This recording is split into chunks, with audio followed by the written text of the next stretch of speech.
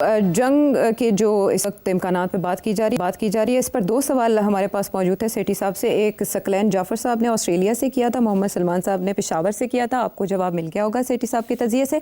लेकिन सेठी साहब, इन जंग की बातों में और इतने सकील जो सियासी तजिए हैं उनमें एक ज़ाती सवाल आया, ज़ाती मसले के ऊपर। आपकी इजाज़त से, असल में ज़ाती जी ज़ाती नोयत का मसला है और ऐसा है कि आप लोगों के घर तोड़ रहे हैं और जी निजी मामलात में क्या? जी बाहमी जो रिश्ते हैं उनमें आप रंजिश का सबब बन रहे हैं। आपकी वजह से लोगों में दूरियां पैदा हो रही हैं। आप चाहेंगे कि मैं आपको सवाल सुनवाऊं या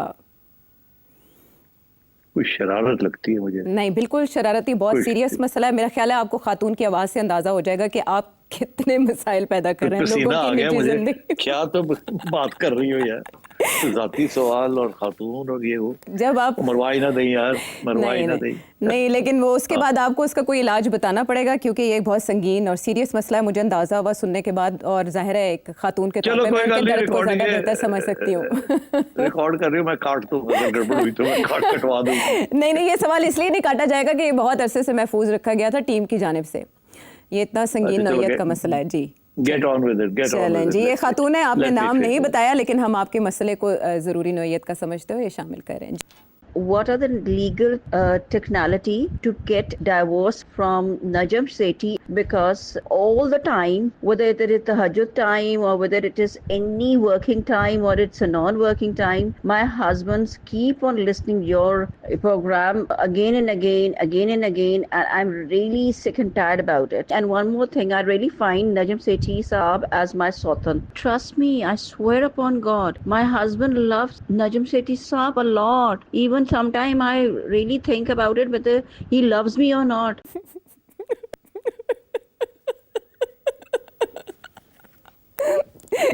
क्या ये क्या था?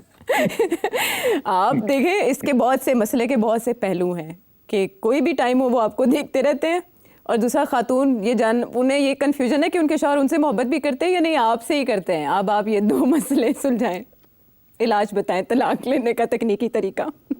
वो मेरी शो देखते हैं ये कह रही हैं, और जी वो कहती है कोई वक्त हो कि वो आपको देखते रहते हैं, ये तो ऑब्सेशन क्यों है? अच्छा, ओके, तो ये तो अच्छी बात है। ये अच्छी बात नहीं है, आप सौतन है उनकी। सौतन हूँ मैं? अच्छा।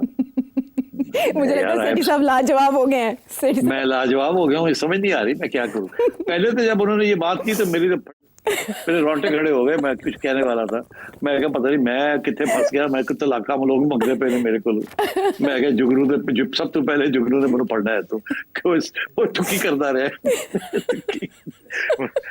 अच्छा, सो एनीवे, तो ये तो थोड़ा सा अच्छा, नहीं मैं जवाब देता हूँ जी। अच्छा जी, आपने नाम तो नहीं बताया बट चले, यंग लेडी शैल वी से, यंग लेडी, आप ऐसे करें ना कि थोड़ी बहुत सियासत आप भी सीख लें, थोड़े बहुत तबसरे आप भी करने शुरू कर दें। आप भी मेरे प्रोग्राम देखा करें। Sit with your husband, hold his hand, give him lemonade और समथिंग स्ट्रॉन्गर। उनकी खिदमत करें और डिस्कस करें बातें उनके साथ, और जो मैं कहता हूँ उसमें हाँ में हाँ मिलाएं ताकि वो कोई डिस्प्यूट या डिसएग्रीमेंट ना हो। तो देखें फिर वो he will turn his attention towards you also. वो यही समझेंगे कि ये हम सफर है। So, मैं तो long distance, you're there. So sit on the sofa with him, hold his hand, and enjoy the show.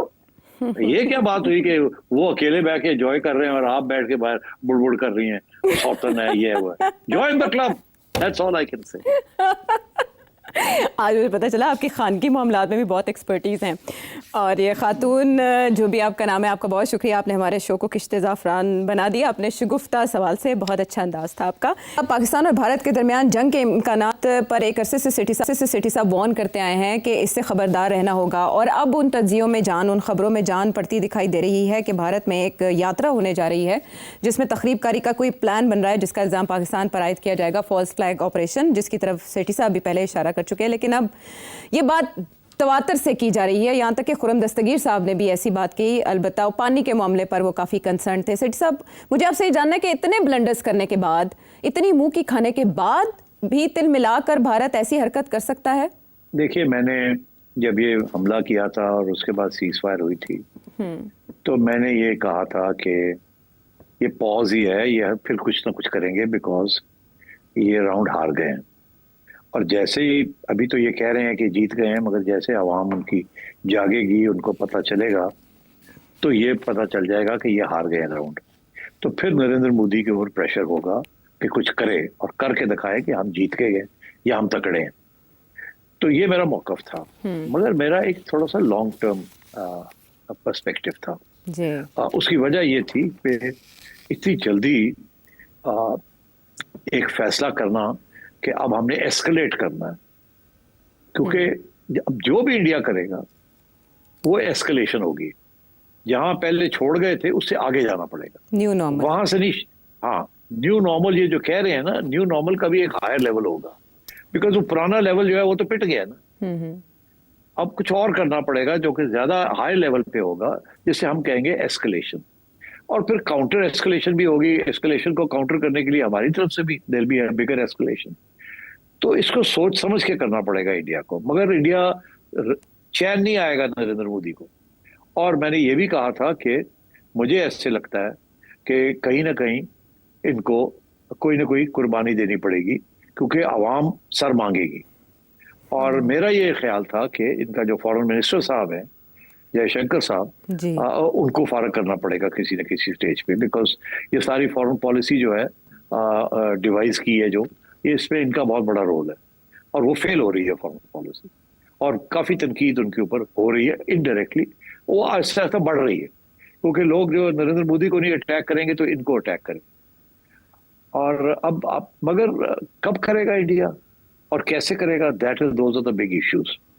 आज अब मैं देख रहा हूं कि पाकिस्तान के अंदर एक डिबेट शुरू हो गई है, एक व्यू पैदा होनी शुरू हो गई है कि हमें अब तैयारी करनी है, इंडिया ने कुछ करना ही करना है। और ऐसे लगता है जैसे कुछ लोग कह रहे हैं अगले 2-3 महीने के अंदर इंडिया ने कोई अटैक लॉन्च करनी है, और उसके लिए फिर हमें तैयारी करनी है। अब इसके जाहिर है कि इसके पीछे किसकी सोच है और क्या उसके मकासद है। अच्छा, अब इसमें तो कोई शक नहीं है कि इंडिया करेगा तो सही कुछ, मगर कब करेगा और कैसे करेगा, और वो क्या तैयारी करके आएगा या नहीं करके आएगा, और उसके नतीजे क्या होंगे, दैट्स अ सेपरेट इशू। मगर ये जो लोग कह रहे हैं ना कि जी अगले 1-2 महीने में फिर ये कुछ करेगा, मेरा ख्याल है शायद ऐसे नहीं होगा, क्योंकि इस स्टेज पे एक और फॉल्स फ्लैग ऑपरेशन करना या किसी इस किस्म के ट्रैप के अंदर फंस जाना जिससे अब फिर उन्हें कुछ करना पड़े, जबकि माहौल जो है वो बिल्कुल बदल चुका है। आफ्टर ईरान, डोनाल्ड ट्रंप बिल्कुल नहीं एक्सेप्ट करेगा कि इंडिया फिर कुछ करे। पहले भी डोनाल्ड ट्रंप ने एक्सेप्ट नहीं किया था, उसकी छोड़ी और जल्दी से सीज फायर करा दी, ठीक। और अब तो अगर इंडिया ने ऐसे सोचा तो डोनाल्ड ट्रंप तो बिल्कुल, जैसे कहते हैं, he'll crack down on India कि ये आप क्या कर रहे हैं, मैं अपना नोबेल प्राइज पक्का कर रहा हूं और मैं ईरान और इजराइल जैसे लोगों को इकट्ठा कर रहा हूं और वहां नेगोशिएटिंग, और आप फिर ये इस किस्म की हरकत कर रहे हैं। पहले भी आपको सपोर्ट नहीं किया, आप समझ नहीं आ रही आपको, और अब आपने फिर ये इस किस्म की हरकत की है। तो मेरा ख्याल है India will have to be very careful. ये कोई अब ऐसे नहीं है कि अगले 2 महीने में फिर से कुछ हो जाएगा, आई डोंट थिंक सो। अगर कोई इनको प्रोवोक भी करता है, अगर कहीं कोई हादसा भी हो जाता है, तो मेरा ख्याल है कि India will have to think very seriously कि अब इंडिया अगेन पाकिस्तान को अक्यूज करे या ना करे, और अगर करे तो क्या करेगा। मेरा ख्याल है कि इंडिया बेसिकली टेररिज्म को सपोर्ट करेगा, टीटीपी को करेगा, BLA को करेगा, और भी असैसिनेशंस, बॉम्ब ब्लास्ट वगैरह इस किस्म की कार्रवाई कर सकता है, मगर जो पहले जिस किस्म की कार्रवाई की वो नहीं करेगा। मगर अब आइए बात कि हम क्यों ये कह रहे हैं कि जी अब होने वाला है कुछ। आई थिंक देखिए, अब क्लियर होगी ना बात कि अगला राउंड जब भी होगा वो हायर लेवल पे होगा, उसके लिए हमें प्रिपरेशन तो करनी है, जाहिर है। इसीलिए अब हमने डिफेंस बजट भी बढ़ाया है, इंडिया भी बढ़ा रहा है अपना डिफेंस बजट, हमें भी डिफेंस बजट बढ़ाना पड़ रहा है। और सूरत हाल ये है कि प्रिपरेशन तो करनी पड़ेगी ना। अब हमने F-35 के मुकाबले में हमने चाइनीज जहाज भी लेने हैं, स्टेल्थ बॉम्बर्स J-17 की जो लेटेस्ट एडिशन है उनकी 35, जी।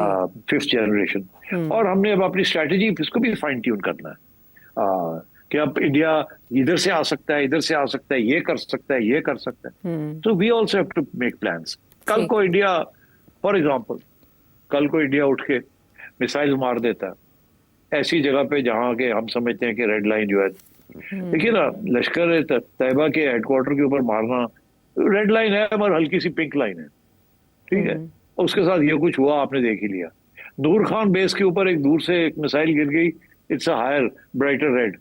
मगर अगर इससे आगे वो बढ़ जाते हैं और जो उस किस्म की हरकत करते हैं जिस किस्म की हरकत इसराइल और अमेरिका ने मिलकर की है ईरान के खिलाफ, तो यू कैन रेस्ट एश्योर्ड कि ईरान से ज्यादा खतरनाक रिस्पॉन्स हमारा आएगा। ईरान के पास तो वो मिलिट्री हार्डवेयर नहीं है और नो हाउ नहीं है जो हमारे पास है जी। एंड सो देयरफॉर बहुत बड़ी मिसकैलकुलेशन होगी इंडिया की अगर इंडिया समझता है कि वो पाकिस्तान के साथ वो काम कर सकता है जो कि इजराइल ने और अमेरिका ने मिलकर ईरान के साथ किया। Can't. So I think there is no imminent danger कि इंडिया की तरफ से कोई ओवर्ट उस किस्म की कार्रवाई हो जिस किस्म की कार्रवाई ईरान के खिलाफ अमेरिका ने की है। ठीक है। और दूसरी किस्म की कार्रवाई हो सकती है। और ये कि जी ये जो इस वक्त एक फिजा बनाई जा रही है पाकिस्तान के अंदर कि जी इंडिया अटैक करेगा, आई डोंट थिंक ऐसी कोई बात है। बट ये जरूर है कि हमें अपने डिफेंस प्रिपरेडनेस जो है वो करनी है and we need money for that. मगर वो देखिए उसकी तैयारी तो अभी से होगी ना। जी बिल्कुल। आपने उसकी तैयारी जैसे आपने पहले तैयारी की थी टू कॉम्बैट द राफेल, अब भी आपको तैयारी करनी पड़ेगी ना टू कॉम्बैट द मिसाइल्स। तो आपको जाहिर है you need to spend money on your defence. और मगर प्रॉब्लम यह है कि हमारी इकोनॉमी में इतनी जूस नहीं है कि हम कर सके ज्यादा expenditure on defence. Social sector जो है वो भी क्राइंग फॉर हेल्प। तो I think justification for spending more money on defence वो तो है, but I think we need to get the economy moving. ठीक है, ये दो तरफा चैलेंज है। अच्छा सेठ साहब, ब्रेक से पहले मुख्तसरन ये बताएं कि आलमी सालिसी अदालत का फैसला भी भारत ने नहीं माना, मुकम्मल मुस्तरद कर दिया पानी के मामले में, इंडस वाटर ट्रीटी के मामले में। तो अब इसका इलाज क्या? यार इसका भी कोई इलाज नहीं है इन दैट सेंस के इंडिया ने कहता है हम नहीं मानते। नहीं मानते तो फिर अब क्या कर सकते, फोर्स तो नहीं कर सकते। मगर होगा ये क्या, होगा ये कि यही कानून जो अपने वो हमारे ऊपर लागू करना चाह रहे हैं, अपना कानून नॉट इंटरनेशनल, इनके ऊपर भी ऐसे ही होगा। अच्छा, इनके ऊपर भी ऐसे ही होगा। चाइना बिल्कुल इनके ऊपर वही तरीका इख्तियार करेगा जो ये हमारे ऊपर कर रहे हैं। हाँ। और ये जब अगर इंटरनेशनल आर्बिट्रेशन को ये लोग नहीं मानते तो दे विल सफर। इनकी और एक रोग स्टेट की किस्म की इनकी रेपुटेशन बनती जा रही है कि ये तो कोई भी इंटरनेशनल कानून नहीं मानते, ये समझते क्या अपने आप को। तो I think India will isolate itself. ये बिल्कुल गलत फहमी है इंडिया की that they can do this and get away with it. अभी तो कोई खतरा नहीं है पानी वानी रोकने वोकने का। अभी तो यही है कि इसकी नेगेटिव इम्पैक्ट होगा on India standing in the international community. तो हमारी तरफ से तो it's very good. There is no immediate danger. We are winning the cases. ये तो unprecedented है, हमेशा इंडिया जीतता था। So I think we are on a very good wicket. हमें इसके ऊपर बड़ा शोर डालना चाहिए कि India is violating international law. And I think this is a good moment because India is not in the good books of the global community, north or south.